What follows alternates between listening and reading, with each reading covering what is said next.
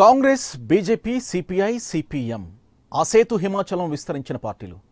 మన రాష్ట్రంలో కూడా ఆ పార్టీలు ఉన్నాయి. కేవలం ఉన్నాయంటే ఉన్నాయంతే, అంతకుమించి ఏమీ లేదు. కేంద్రంలో అధికారంలోకి వచ్చేది తామే అని జబ్బలు చరుచుకుంటున్న కాంగ్రెస్, బీజేపీలు ఆంధ్ర నేలపై ఉనికి కోసం పాటలు పడుతున్నాయి. ఏపీలో ఎన్నికల రాజకీయం మంచి రసవత్తరంగా నడుస్తోంది.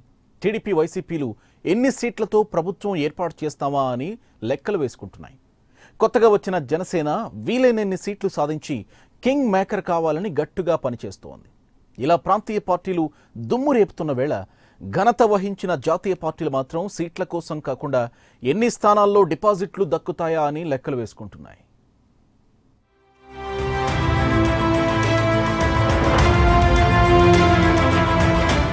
ఆంధ్ర నేలపై ప్రాంతీయ పార్టీల హవా.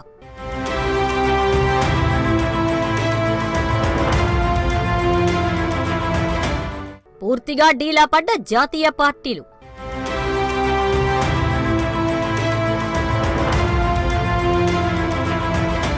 సీట్ల లెక్కల్లో టీడీపీ, వైసీపీ, జనసేన.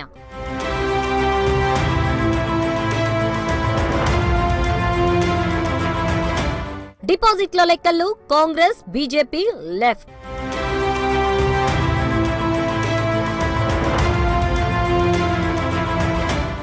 ఎన్నికలు దగ్గర పడుతున్న వేళ రాష్ట్రంలో అన్ని పార్టీలు వ్యూహాల్లో మునిగి తేలుతున్నాయి. అయితే ప్రచారంలో, రాజకీయ వ్యూహాల్లో ప్రాంతీయ పార్టీలు దూసుకుపోతుంటే జాతీయ పార్టీలు నిస్తేజంగా మారాయి. ముందుగా కాంగ్రెస్ విషయం పరిశీలిస్తే ఏపీలో ఇప్పుడు కాంగ్రెస్ పరిస్థితి చూస్తే ఎన్నికల నాటికి కోలుకోవడం కష్టమే.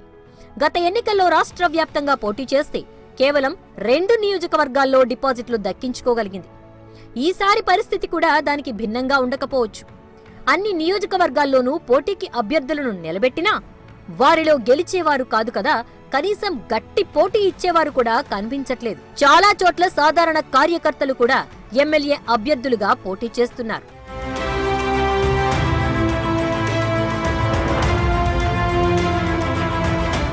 రాష్ట్ర విభజన తరువాత కాంగ్రెస్ ఆంధ్రప్రదేశ్లో దాదాపు కనుమరుగైపోయింది. గత 4 ఏళ్లుగా ఆంధ్రప్రదేశ్లో పార్టీని బ్రతికించడానికి కాంగ్రెస్ అధినాయకత్వం ఆపసోపాలు పడుతోంది. అయినప్పటికీ ఆ పార్టీ అడుగు ముందుకు వెయ్యలేని నిస్సహాయ స్థితిలో పడిపోయింది. అటు దేశంలోనూ ఇటు రాష్ట్రంలోనూ నెలకొంటున్న రాజకీయ పరిణామాలు అంచనా వేసిన కాంగ్రెస్ అధినాయకత్వం రాష్ట్రంలో కాంగ్రెస్ కి సానుకూల వాతావరణం ఉందని భావిస్తోంది. దీంతో పార్టీని పటిష్టం చేయటం, చేజారిపోయిన క్యాడర్ను దారిలోకి తెచ్చుకోవడానికి ప్రయత్నాలు ప్రారంభించింది.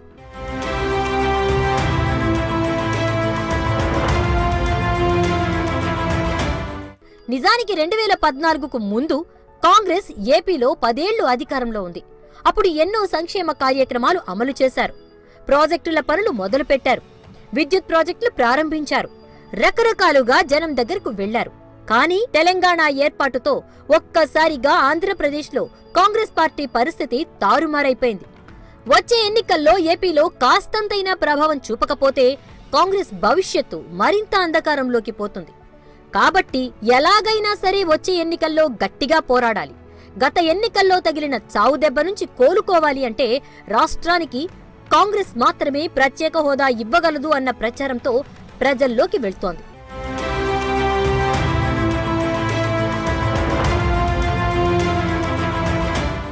గత ఎన్నికల్లో కాంగ్రెస్ ఓటు బ్యాంకులో చాలా భాగం వైసీపీకి తరలిపోయింది. నిజానికి ఆంధ్రాలో క్షేత్రస్థాయిలో తెలుగుదేశం తర్వాత బలమైన మూలాలు ఉన్న పార్టీ కాంగ్రెస్ మాత్రమే. విభజన తరువాత రాష్ట్రంలో నాయకత్వ లోపమే కాంగ్రెస్ కు శాపంగా మారిందంటారు విశ్లేషకులు. ప్రస్తుతం పేరున్న నేతలు లేకపోవటం, ఉన్నవారు ఇతర పార్టీలకు వలస వెళ్లడం, హైకమాండ్ కూడా సీరియస్ గా తీసుకోకపోవటం కూడా కాంగ్రెస్ పార్టీకి సమస్యగానే మారింది. ఇక బీజేపీ విషయానికొస్తే 4.5 ఏళ్ల క్రితం విభజన గాయంతో తీవ్ర వేదనలో ఉన్న ఆంధ్రప్రదేశ్ ప్రజానికానికి ఆశాదీపంలా కనిపించింది బీజేపీ. ఢిల్లీని తలదన్నే రాజధాని నిర్మాణానికి సాయం చేస్తామంటూ మోదీ హామీ ఇచ్చిన నేపథ్యంలో కమలం పార్టీకి ఏపీలో మంచి ప్రాధాన్యత లభించింది. కానీ ఇప్పుడు పరిస్థితి పూర్తిగా మారిపోయింది. హోదా సహా విభజన హామీల అమలు విషయంలో బీజేపీ మాట తప్పిందంటూ ఏపీలో ప్రజలు భగ్గుమంటున్నారు. ఇలాంటి పరిస్థితుల్లో ఇప్పటికే టీడీపీతో విడిపోయి సొంతంగా బలపడాలని ప్రయత్నిస్తోంది బీజేపీ. కానీ ఎక్కడా ఆశావాహ పరిస్థితులు కనిపించట్లేదు.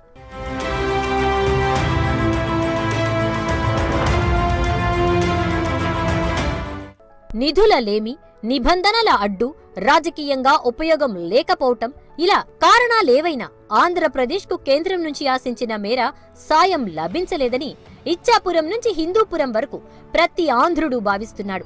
ఇలాంటి పరిస్థితుల్లో మిత్రపక్షమైన టీడీపీ బీజేపీకి కటీఫ్ చెప్పేసింది. ఆంధ్రకు సాయం చేయడం లేదంటూ దుమ్మెత్తిపోస్తోంది.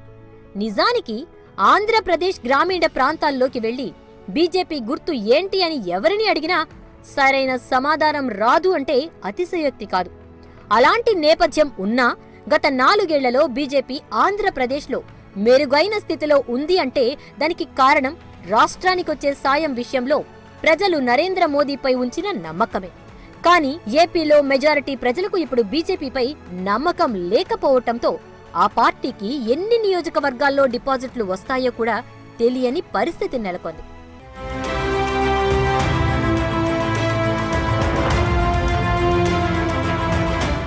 ఇలా ప్రతికూలతలు ఎన్ని ఉన్నా ఏపీలో బలపడేందుకు మాత్రం ఇన్నాళ్లు బీజేపీ నేతలు ప్రయత్నిస్తూనే ఉన్నారు.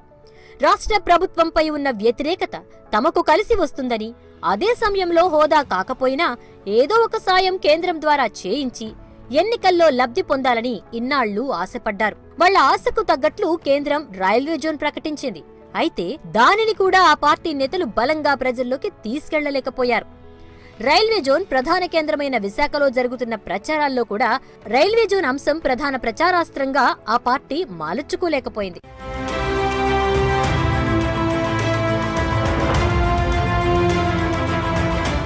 ఇక ఒకప్పుడు ప్రజా ఉద్యమాలతో రాష్ట్రంలో పటిష్టంగా ఉన్న కమ్యూనిస్టు పార్టీల పరిస్థితి కూడా అస్సలు బాగోలేదు. ఇప్పుడు రాష్ట్ర అసెంబ్లీలో ఒక్క సీటును సాధించని దుస్థితిలోకి జారిపోయారు కమ్యూనిస్టు నేతలు. దేశవ్యాప్తంగా వామపక్షాల పరిస్థితి కూడా ఇలానే ఉన్నా ఏపీలో పరిస్థితి మరింత దిగజారింది.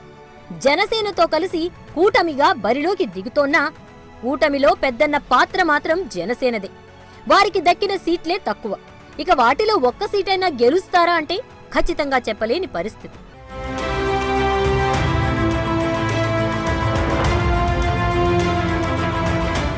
మొత్తంగా చూస్తే ఆంధ్రప్రదేశ్లో ప్రాంతీయ పార్టీలు తిరుగులేని ఆధిపత్యాన్ని చెలాయిస్తుంటే జాతీయ పార్టీలు మాత్రం ఉనికి కోసం పాట్లు పడుతున్నాయి.